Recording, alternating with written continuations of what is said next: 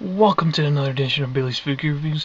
Today we review First Time in the Line Elite Collection Flashback from Series 23, John Bradshaw Layfield.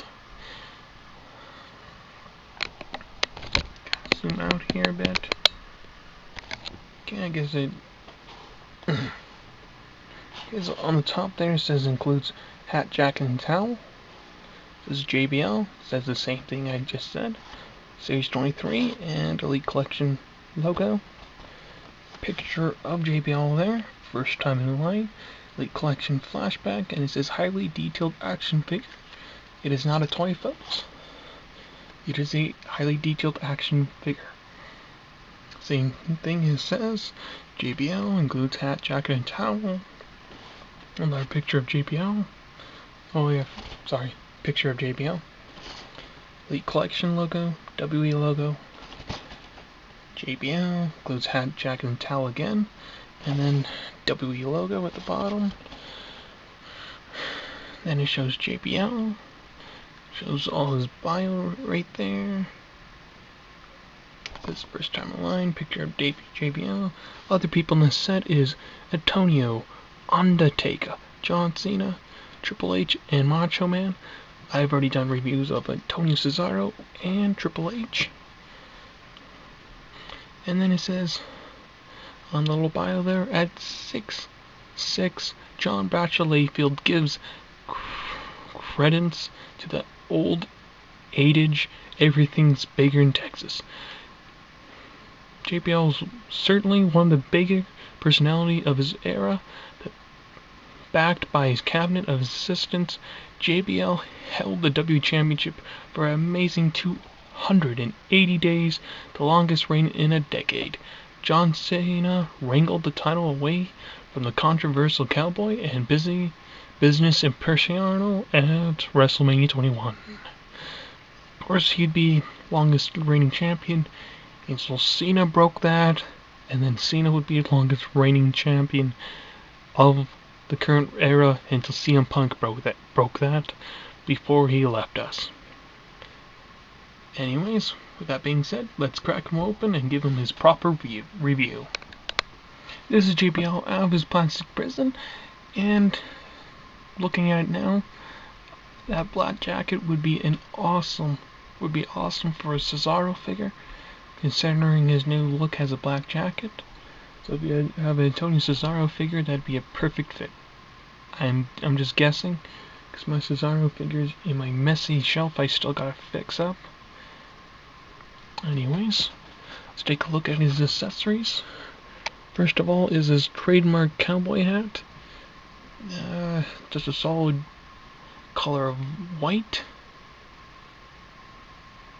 Yeah, not really much. Like little sculpting. I like the sculpts in there. Pretty nice. So yeah, not much about it. And of course the best part about this figure, he has a cloth jacket, which is awesome. I like the cloth.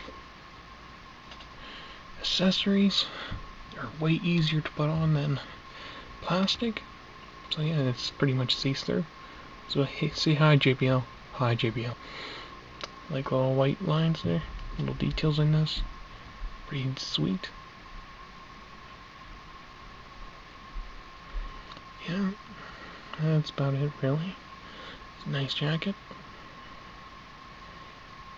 And then he has a cloth towel wrapped around his head and neck there. Pretty sweet. Glad this isn't plastic either. That kind of would look really weird. In my opinion, it'd look weird. So yeah, it's pretty nice, solid white color. Then, head scan, kind of. It's a pretty decent JBL head scan. His body kind of reminds me of Wade Barrett hair a little bit. Looks like he kind of used the same body mold as Wade Barrett, but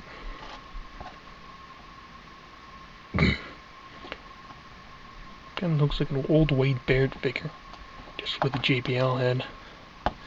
But anyways, I like the detail, paint applications and the detail. Have great detail in the hair there. Has his hair back like he always does. He has it one elbow pad. This is probably later in his career. I don't really remember seeing him in elbow pads till really late. This is from my memory, of course. So I think this is probably based from this is probably later on from when I seen him. So when I started watching, he was wrestling Eddie Guerrero in a bull rope match. I didn't see much elbow pads on him. Oops, sorry about that. And no dent good. His title reign was awesome and memorable, and it also had the first and only barbed wire cage match to ever be in WWE so far. Well, I don't think it was the first one, but it is the first one I've seen so far. And it was the last barbed wire cage match you will ever see, because WWE's PG. Anyways, it was an awesome cage match. It was a nice one. It is worth the watch. Kinda wish the wrestling game, the SmackDown vs. Raw games, would get the cage in there, but they never did. Kinda sucks, because they can't do it anymore, because they're PG, of course. Anyways, the sculpt there and his muscles. JBL was usually a flabby type of person. So yeah, more flabby kind of person, so I like how they didn't jack him completely up. Gave him a little bit of muscle, not completely jack him up like triple steroid. If anyone remembers my Toys R Us exclusive Triple H review, Triple H was completely jacked up. Well, he hasn't wrestled in a long time. Anyway, awesome JBL logo. And not much on the back there. Okay, with that being said, take a look at his articulation. He can look up that far and that low. Arms can go out that far. He has a swivel. Oh, he has a swivel on the shoulder there. He has an upper arm swivel. Single jointed elbow. Swivel. And his hands can go up. It's pretty loose here. This hand's tight. This one's pretty loose. He has a ab crunch. He has a waist swivel. His legs can kick out that far. I'm sorry. His legs can go out that far. He has an upper thigh swivel. Double jointed knees. Boot swivel. Feet can go. Oh my goodness. Okay, well my fingers for some reason don't want to go up and down. I hate these damn Mattel freaking feet. You can never get them up and down. Tight as hell. Anyways, there is a kind of an ankle pivot on this figurine.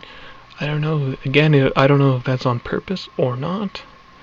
But I think this figure is actually loose on the foot. So I think that's not Mattel didn't plan on doing ankle pivot on JBL here. So yeah, this is kind of shitty. Anyways, with that kind of crappy news, that's my JBL review, and I'm hoping Mattel would do ball joints here, so it wouldn't be so broken or anything, so messed up.